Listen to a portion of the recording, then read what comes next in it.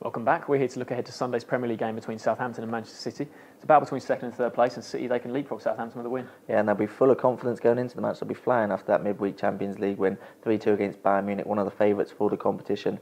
They might have been upset if they didn't go on and win that match because Bayern had to play so long with just 10 men. But the way they did go on and win it with that late goal from Aguero to complete his hat-trick, he's arguably the best player in the Premier League at the moment. He's just in superb form. And it's the second time in a row that they've come from behind to get a win, which will please Pellegrini. Obviously, won't be happy that his side have been going behind in matches. They showed character to come back. Did that against Swansea last weekend, and it was Toure who got the win on that occasion. Another key player doing the business. We spoke about them last week, that Aguero had most of the goal scoring mantle on his shoulders. So for Toure to come up with that goal, important, and Aguero carry on doing the business, very, very good for them. Certainly, and I think David Silva, he could return for this one. He's been out for a while, and he's such a key player for them, isn't he? Because, you know, you talk about Toure, he's sort of in the centre midfield, box to box, and then Aguero obviously poaching and doing his thing in the box. But Silva's between those two. He's such an important player for them in that area because a lot of the things he does, Aguero probably can do, but you don't want Aguero dropping too deep, do you? You want him in the box, you know, sniffing out chances and finishing. He's such a good finisher.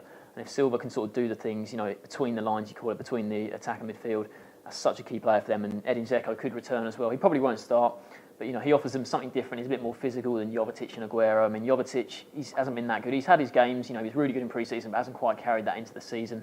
You know, he did score against Swansea last week, but I think Dzeko offers something different, and he scored in 3 of the last 4 games that City have played against Southampton, so he might be a good option off the bench if they need a goal.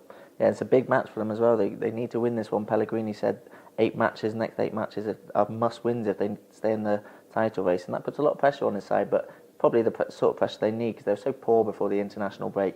They've come back 2 good wins in a row now, so they'll be hoping to keep that form up because they need to, because Chelsea are in such good form. You can't really see them dropping too many points between now and the end of the season. May even go the whole season unbeaten, you never know.